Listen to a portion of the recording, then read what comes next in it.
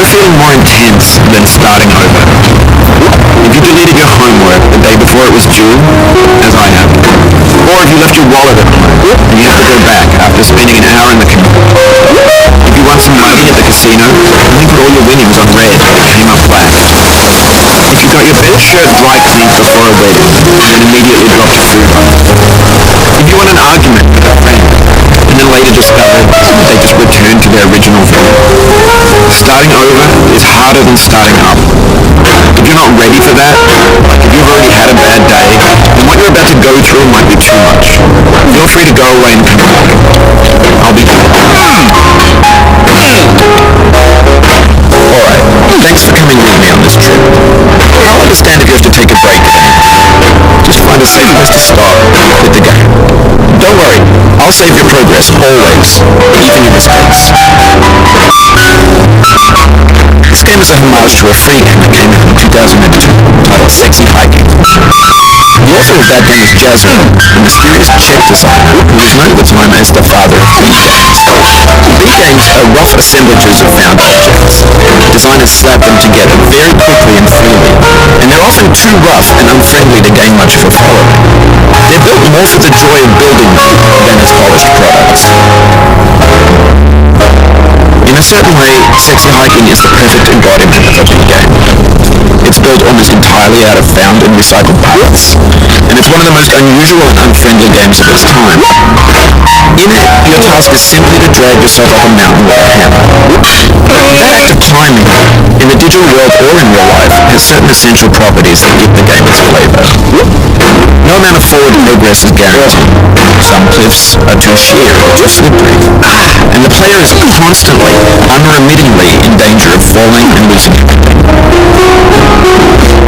Anyway, when you start Sexy Hiking, you're standing next to this dead tree that blocks the way to the entire rest of the game. It might take you an hour to get over that tree. A lot of people never got past it. Prod and poke at it, exploring the limits of your reach and your strength, trying to find a way up and over. And there's a sense of truth in that lack of compromise. Most obstacles in video game worlds are fake. You can be completely confident in your ability to get through them once you have the correct method or the correct equipment just by spending enough time. In that sense, every pixelated obstacle in Sexy Hiking is real. The obstacles in Sexy Hiking are unyielding, and that makes the game uniquely frustrating.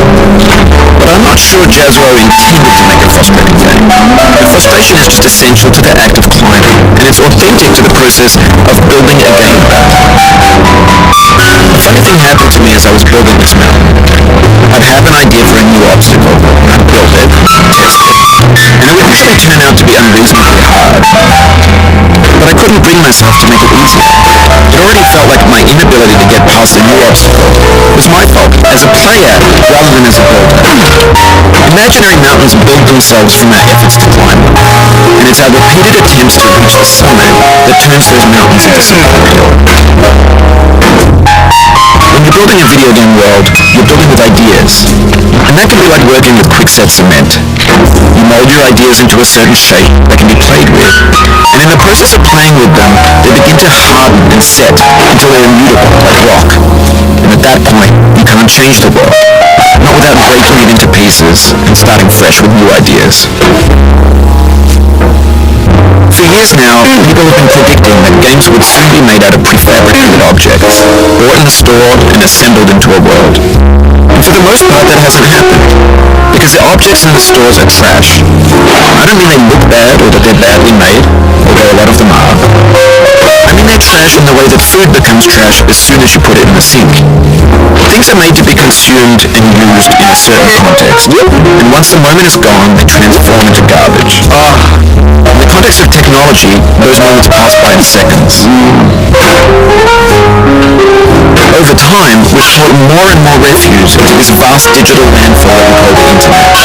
It now vastly outnumbers and outweighs the things that are fresh and untainted and unused.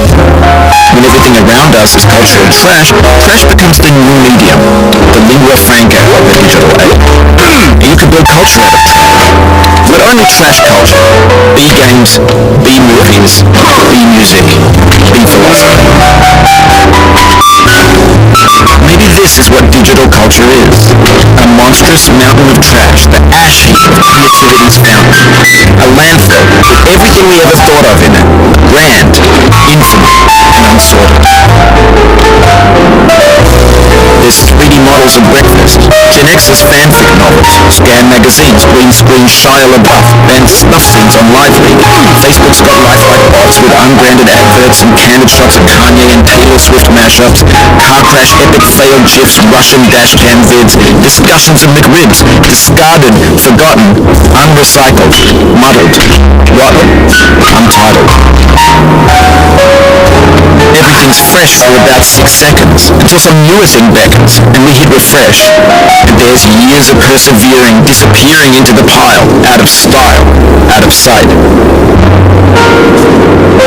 In this context, it's tempting to make friendly content that's gentle, that lets you tread through it but not earn it.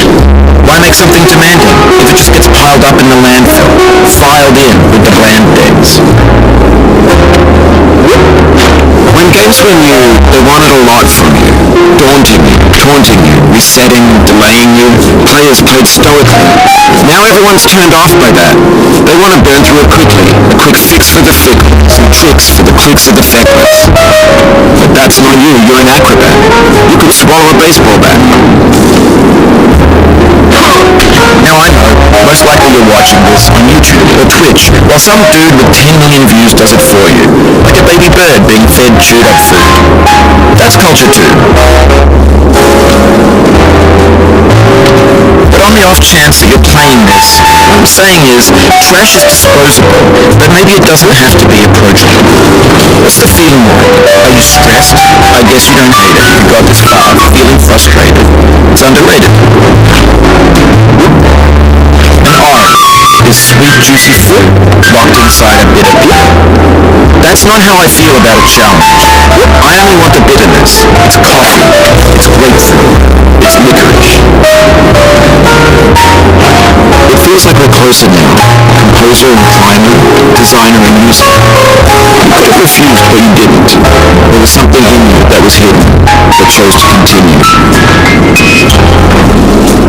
It means a lot to me that you've come this far, endured this much. Every wisecrack, every insensitivity, every setback you've forgiven me is a kingly gift that you've given me. We have the same taste, you and I. It's not ambition. It's ambition's opposite. An obdurate mission to taste defeat. You'll feel bad if you win, so I put the snake in for you. Have you thought about who you are in this? A little narrow part of our legends. I was here, and on top of his hammer. I think not. We were hand moves that hammer may not follow. More than that, more than man's hand. The mystery's will is intent, and embodied resolve is my palace. We've conquered the high school, platforms, church, and directory, the living room and the factory, the playground, the construction site, the granite rocks, and the lakeside. We've learned to hike. There's nowhere left to go but up. For one moment, I'll shut up. Let me say, I'm glad you came. I dedicate this game to you. You came this far. Give it to me.